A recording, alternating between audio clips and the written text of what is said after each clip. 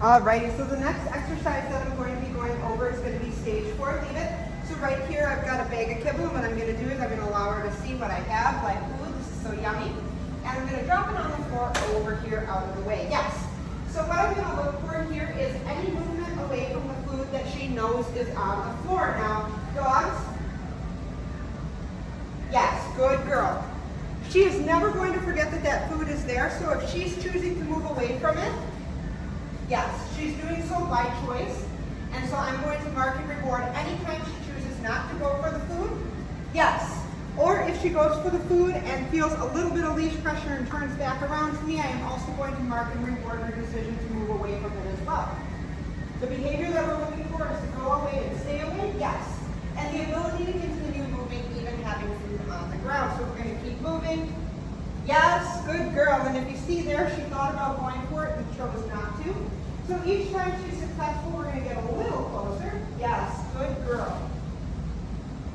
Nice job. Let her eat her cookie, and we're going to keep moving. Yes, good girl. So right there, she really thought about it, made the decision to stay with me, so I'm going to reward that. And this time we're going to walk backwards. Yes, good girl. So if you see here, she's kind of starting to lose interest and walk on the floor because she is getting paid from me. Yes, good girl. So we're just going to keep moving closer and closer. Yes, good girl, until we're able to walk right on by it and on. So once she's doing good with this, we can start making this a little bit harder by doing something like opening the bag or spilling a little bit of the food out on the floor here like I'm going to do.